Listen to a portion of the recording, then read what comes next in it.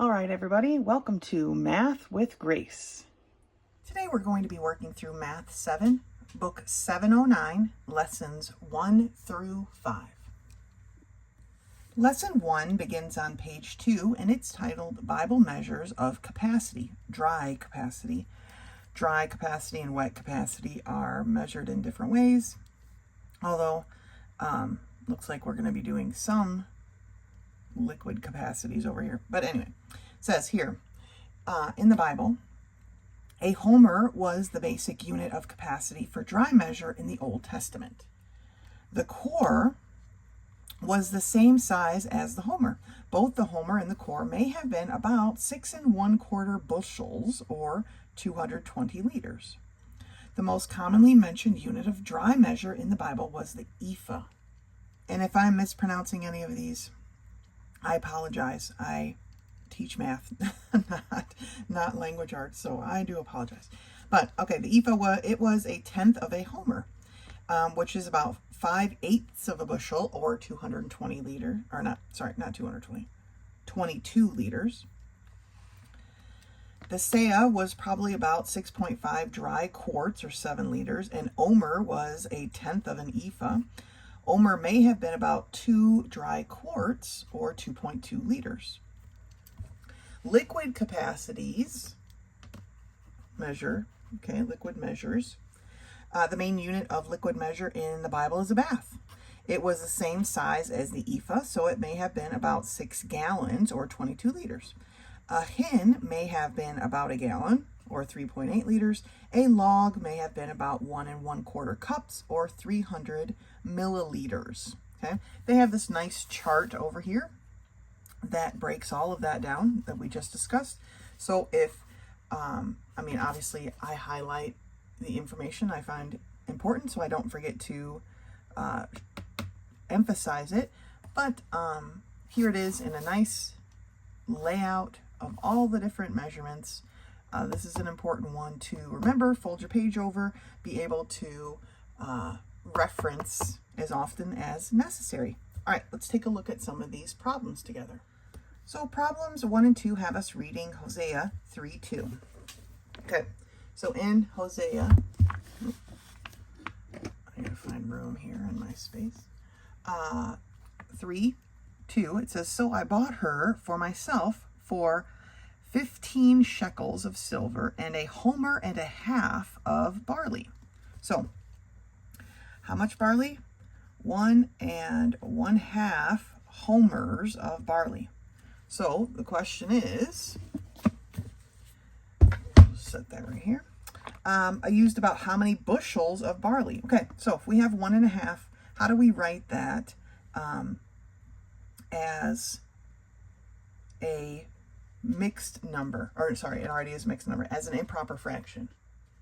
So to write this as a improper fraction, remember we take 2 times 1, which is 2, and add 1, which is 3/2. Okay?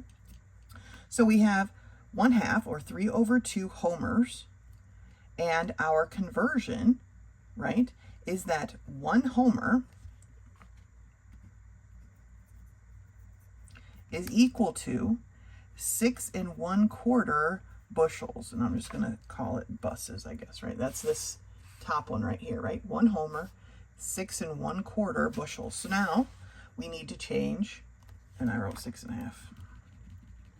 We need to change 6 1/4 to a mixed number. Now this is homers, remember, right? So when we are multiplying our conversion, we want homers in the denominator. So I have 1 homer over this many bushels. Okay, I'm going to change this into a improper fraction by taking 4 times 6. 4 times 6 is 24, adding the 1 in the numerator, so 25/4 of a bushel. All right, so my homers are canceled, and I'm ending up with 3/2 times 25/4 bushels, because that's my other unit of measure that's left. Now, we can reduce where possible. Unfortunately, there isn't any spot particularly that we can reduce. 2 doesn't go into 25 evenly, and 3 definitely doesn't go into 4 evenly. So we just multiply across. 3 times 25, now I've run out of room, so I'm just going to write it over here. 3 times 25 is 75, right? If you had 3 quarters, you would have 75 cents. 2 times 4 is 8. So 75 eighths bushels, all right? But that's really not what they're looking for. They want this to be back to a mixed number, right? So how many eighths go into 75 evenly? Right, that's what we're talking about here. So 8 times 9 is 72. So this is going to be 9 whole bushels. And 75 minus 72 tells me I have 3/8 left. So 9 3/8 bushels of barley to buy his wife. Okay? So that's our conversion for that one. Now, like I said, keep this page. Maybe you want to make a photocopy of it. However you want to work it, just fold the page over so you can come back to it. We're going to turn the page, and there's a few more problems we can work on together at the top of the next page.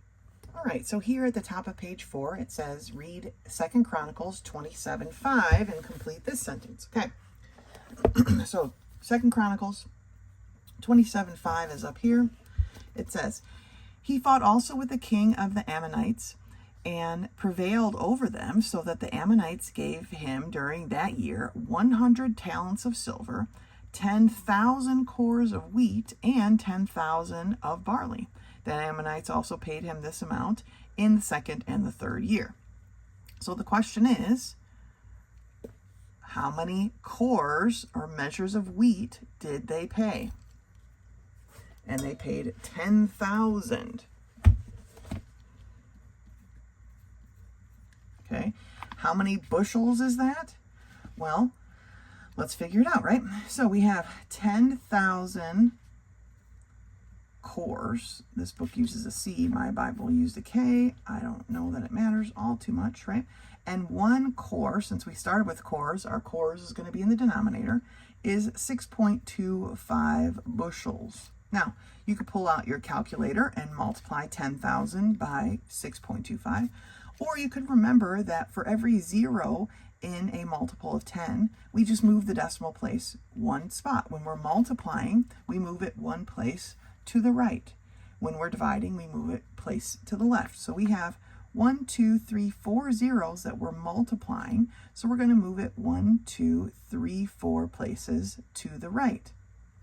Now, I know my little bushel abbreviation is here, but there's 2 spots we need to fill in with zeros. So it's 62500 bushels, 62,500 bushels. That's a lot, I think. Anyway, when I think of a bushel, that's a lot of bushels of wheat.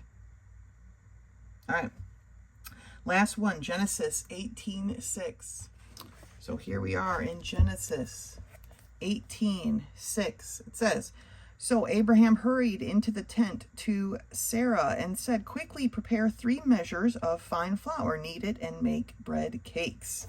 So use 3 measures of seahs. I'm sure I'm pronouncing that incorrectly, but it's what I guess the word measures is referring to. A fine meal to make cakes. All right, so how many liters is that? 1 seah is 7 liters. So we're taking, just like 1 core was 6.5 bushels here, we're going to take basically 3 measures or seahs times our conversion.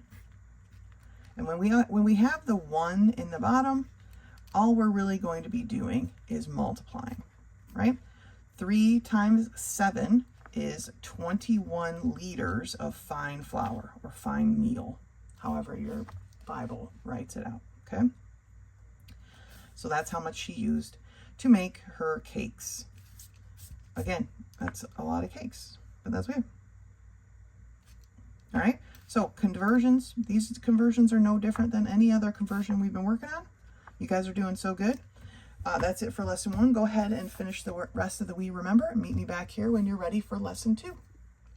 Lesson 2 begins on page 7, and for this lesson we are going to need our compass again. It says constructing a perpendicular from a point to a line. So remember, lines are perpendicular to each other if their intersection forms a right angle. So if we have a line and a point, to construct a perpendicular, first thing we're going to do is set our compass a little bit longer than the distance between the point and the line. As you can see here, they made it about this long. And then we're going to make a swoop, but it kind of looks like a smile, right? So we're going to make a swoop. We want that swoop to cross the line at 2 points.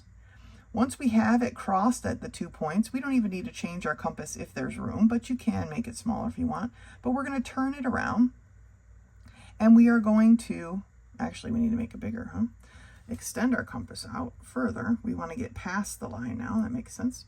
And we're going to put our pin at each point where our swoop crossed our work line, or the line. And then we're going to make a mark up above our point, right? And we're going to, without changing our compass, move to the other point and make a mark. And that's what they have here with their swoops.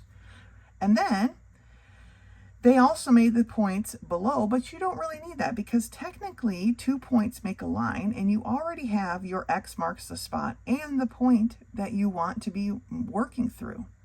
So using those, lining those up with your straight edge, you can make your line through your X marks the spot, through the point you were given, perpendicular to that line. Okay, so let's take a look at problem number 1. We can shrink down our compass for this because our point A is not very far from our line, right? And you don't want the swoop to be too large because they didn't even give us a very big work line, okay? So I'm going to make my compass just longer by a smidge than the distance between our point and our line. And I'm going to stick my pencil in, and I'm going to make a swoop, okay? And my swoop needs to cross the line at 2 different places. Then I'm going to expand my compass a bit, and starting at one crossing of the swoop in the line, I'm going to make a mark, okay?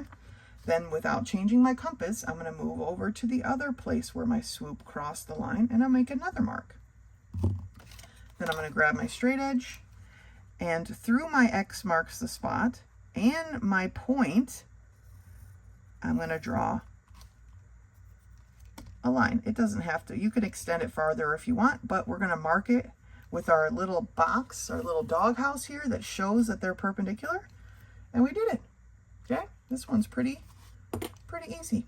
All right, let's turn the page and see if there's another one for us to do. All right, at the top of page 8, we have one more. So again, we're going to set our compass so that this is too big, right? We're going to set our compass so our pencil is from the dot just past the line, like that, okay? We're going to poke it in here. Now there's not as many pages, so it's probably not going to hold. You'll have to be real careful. Okay, and we're going to draw our swoop. We want our swoop to cross the line at 2 places. Next, we're going to expand our compass, and we're going to start at one point where our swoop crossed our work line or our line, and we're going to make a mark. You could make it down here. It doesn't have to be at the top. It could be at the bottom if you'd want it. And then we're going to do the same thing on the other side, matching up our pin where our swoop crossed the line, and we're going to make another mark. And then we have our X marks the spot. So we take our straight edge, we line up our X marks the spot and our point that we began with, and we draw our perpendicular line. Always mark your perpendicular lines with your little right angle doghouse, okay? And that's it. That's it for lesson 2. All right, go ahead and finish the We Remember and meet me back here when you're ready for lesson 3. Lesson 3 begins on page 12, and it's titled Finding Any Part of the Distance Formula. It says here, when traveling, the distance you go depends on how long, or the time, you travel and how fast, the rate at which you travel. The formula is distance equals rate times time. Okay, D equals R times T. As long as you know the value for 2 of the 3 variables in the formula, you can calculate the third variable. Just like we were doing with the area and the perimeter, as long as we know 2 of the 3 values, we can solve for the third. Okay, let's look at these examples. I'm not going to look at all of them. Well, I probably will. It says, one Saturday, Tyler went on a bicycle trip that lasted 2.5 hours. He averaged 15 miles per hour. How far did he travel? Which part are we missing? Well, we don't know the distance. That's what they're asking. How far did he go? We know how fast he went and how long, so we can calculate that, right? Distance equals rate times time. When we multiply those two things together, because he was riding in miles per hour, then we know he traveled 37.5 miles. That was our unit of measure, okay?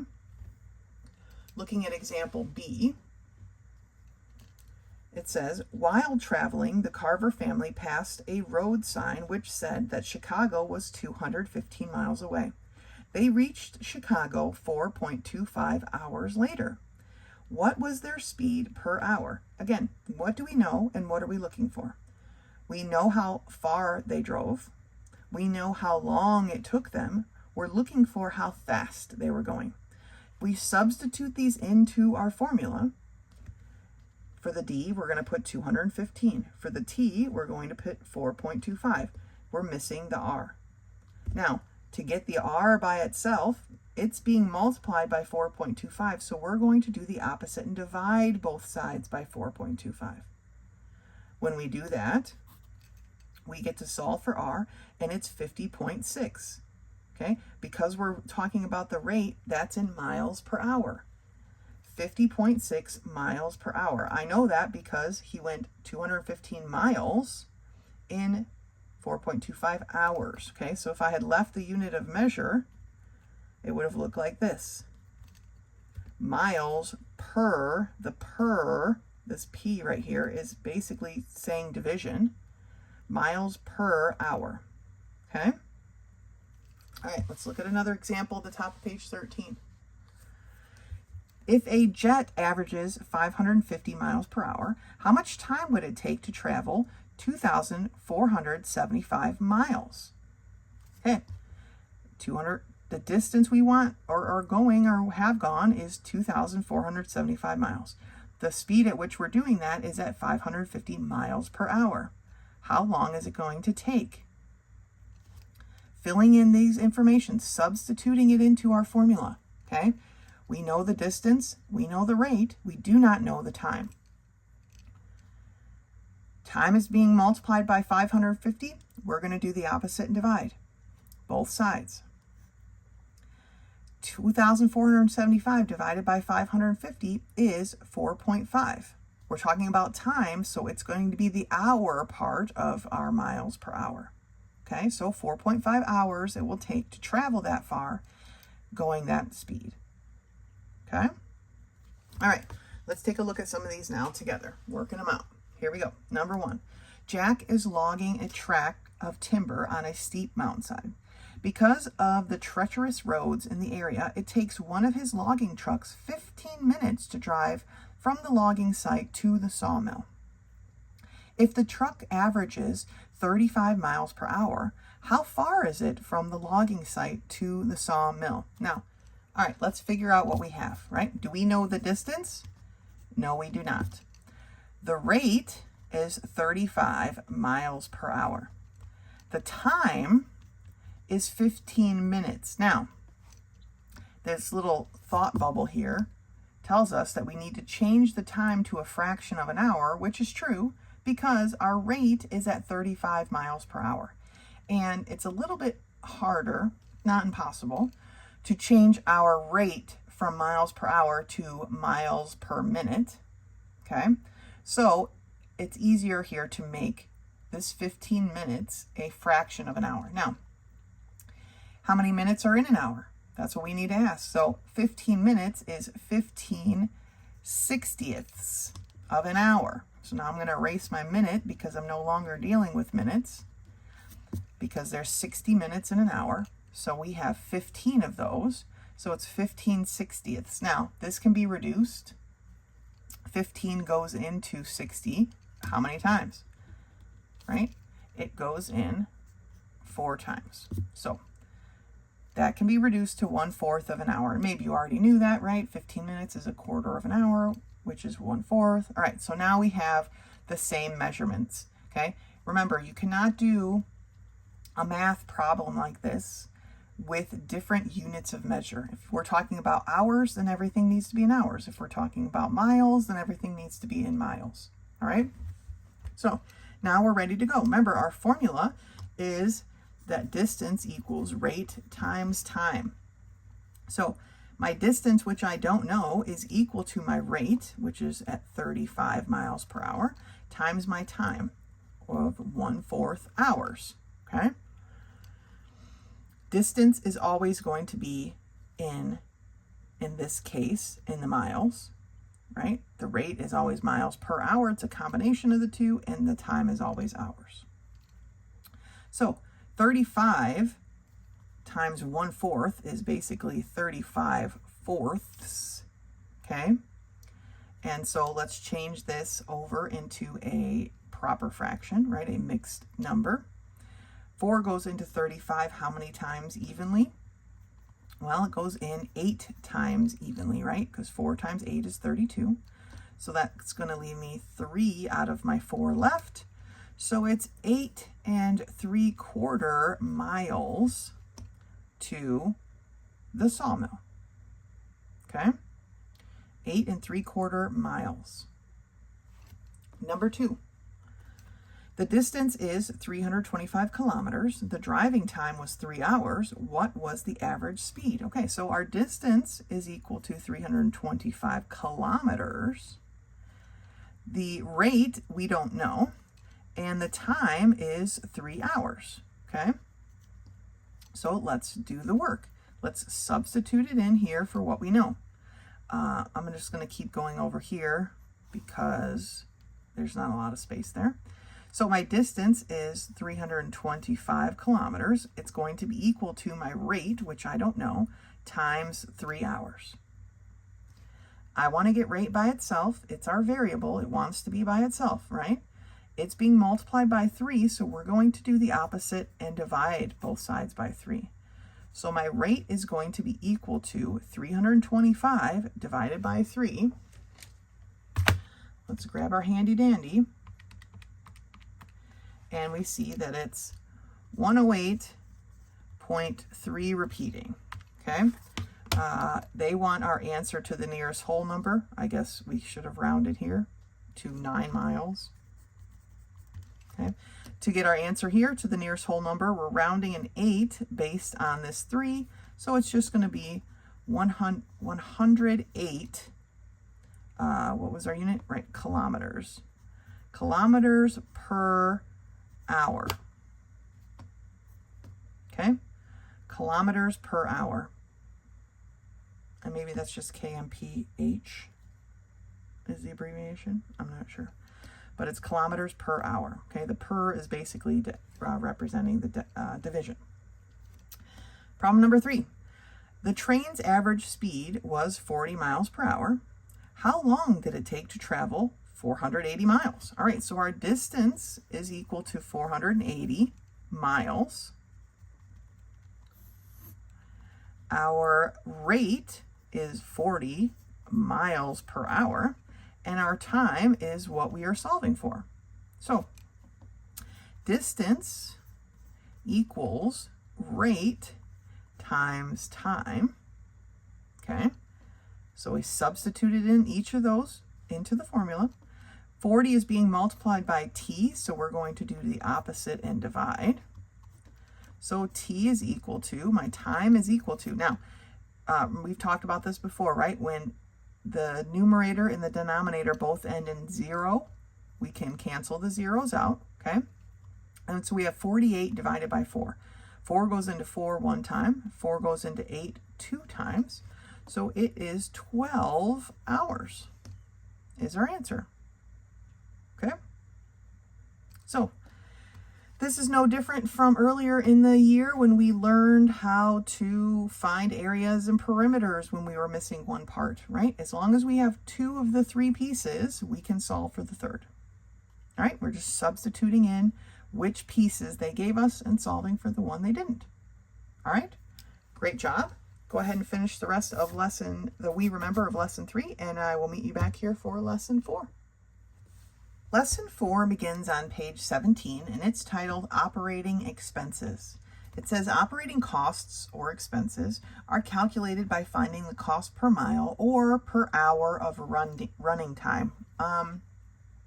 This is done for all sorts of things, embroidery, 3D printing, right? You need to be able to understand how much it costs to run a machine per hour, sometimes per minute even, so that you can bill people correctly. How much is that time worth, right? So for example 1 here, we're talking about machinery. It says find the total operating costs per hour for changing oil in the skidder every 200 hours. Okay, well, you need a oil filter to change the oil. 1 oil filter. The cost of the oil filter is $22.50, so it's $22.50 to change that part of it. You also need oil, okay? And this is 5 gallons of oil, which is crazy because I've never seen a gallon of oil for $5.60, but maybe a quart of oil.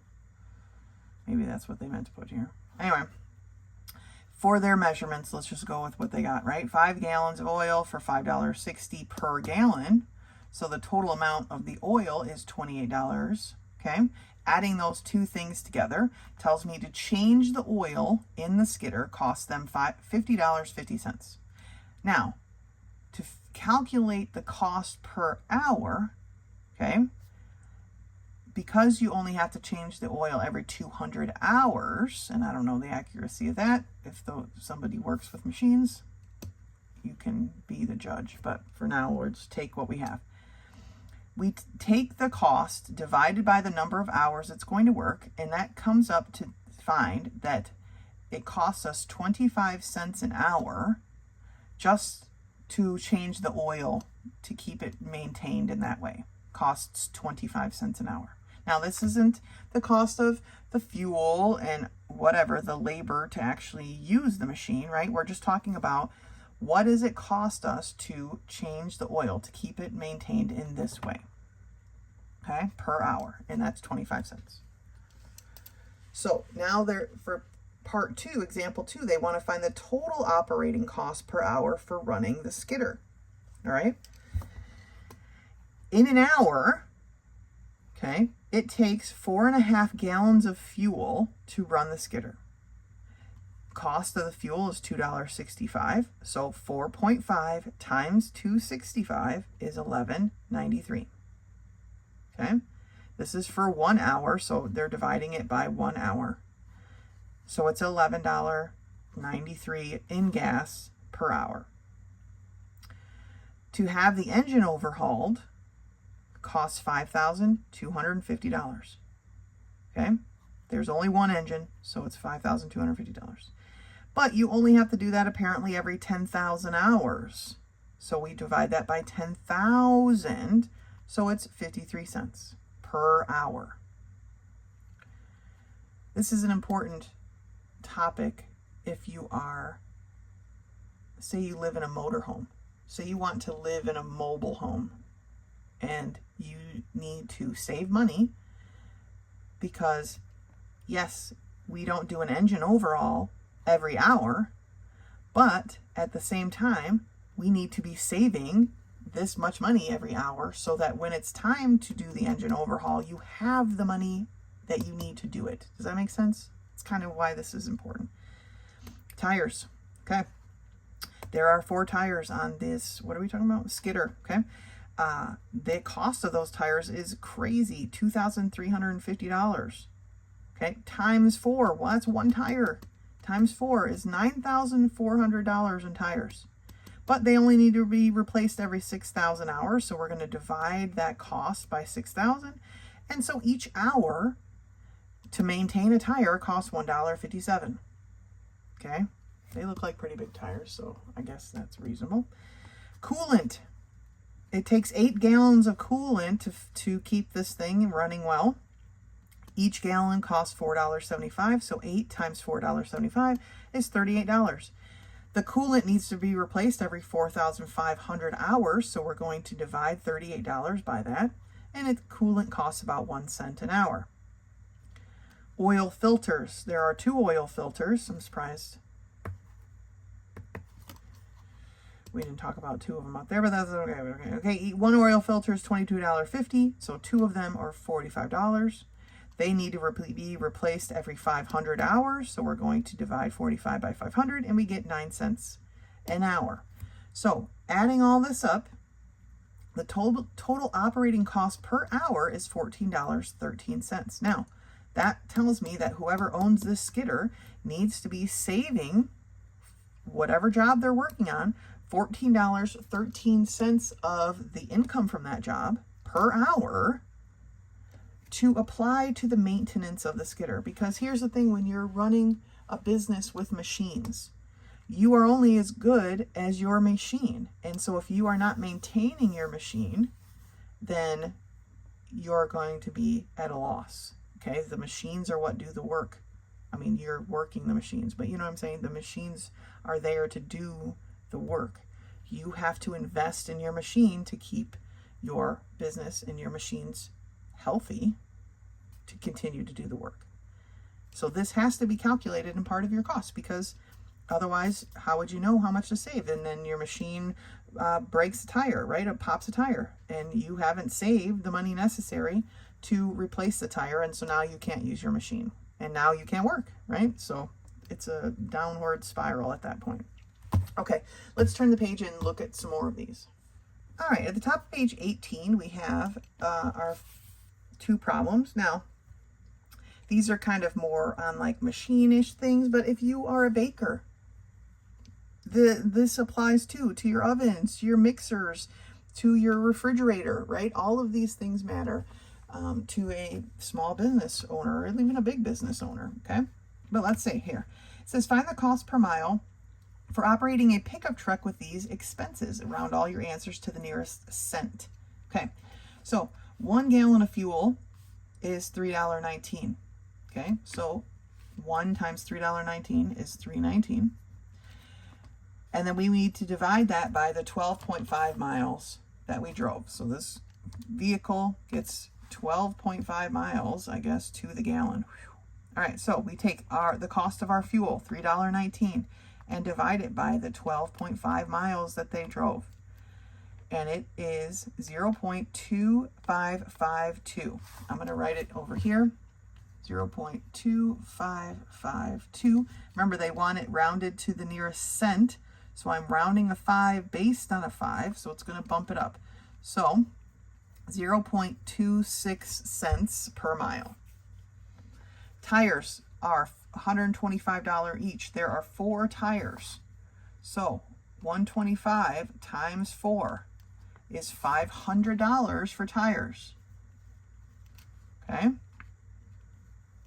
This is cost, this is money, so we should be putting dollar signs. They replace the tires every 40,000 miles. So we're going to take our 500 that's already in my calculator, and we're going to divide that by 40,000. Okay? And when we do that, we get 0.0125. I'm going to write off to the side, 0.0125. Nearest cent, so I'm rounding this 1 based on a 2, so it's not going to change. So it's 0.01 cent per mile. Repairs usually cost about $300. He only had 1 repair, so 1 times 300 is 300. But the repair only happens every 15,000 miles. So 300 divided by 15,000 is a 2 cent per mile cost. 0.02. So adding up all of our costs, well, 26 plus 1 is 27, plus 2 is 29 cents. And you might be thinking, oh, who's actually saving 29 cents per mile to work on their car? Trust me, the people who aren't thinking about it are the people who need the $300 for repairs and don't have it. Okay? Okay, let's take a look at the next one. Number 2. Find the operating cost per hour for running a lawnmower with these expenses. Round all answers to the nearest cent. Okay, running a lawnmower. Maybe you're running and you're mowing lawns on the side. Okay, are you saving a little bit for the future expenses of repairing and maintaining your lawnmower? I hope so. All right, let's take a look. Gas is $3.15. We have 2 gallons. So $3.15 times 2 is $6.30. So $6.30 divided by 1 hour. So it's $6.30. All right. Repairing the mower is $257. They only had to do it once, so 1 times 257 is 257. But they used the mower for 240 hours before they had to have it fixed. So 257 divided by 240 is 1.0708, and on and on and on. 1.070 tells me I'm not really going to round, so it's $1.07. Okay. Quarts of oil. See, now it's quarts, 5 quarts, 5 gallons. That seemed excessive, but what do I know? 1 quart of oil is $1.95, and they did 5, so we're going to take $1.95 times 5, and it is $9. I don't know if you can see that. 75. And they replace the oil every 240 hours. So we're going to take the cost of our oil, divide it by 240, and we get 0.040. So again, it's going to be just 4 cents. Okay. Now we need to add up all of our expenses. So we have $6.30 plus $1.07 plus 4 cents. Okay, make sure you have your decimal places in the right spots. And we see that the total expenses per hour are $7.41 per hour. So if it takes you an hour to mow your neighbor's lawn and they give you 20 bucks, you better be saving almost $8 of that for maintenance and fuel and everything else for the lawnmower. Okay, that's what this exercise is about. Obviously, this is not going to be pertinent necessarily to everyone's life, but it is an important thing to consider when you're getting ready to start a small business or a business of any kind. All right, that's it for lesson 4. Go ahead and finish the We Remember, and then you'll be ready for your quiz 1, which is in the back of the book. If you have any questions, do not hesitate to contact me. Otherwise, until next time.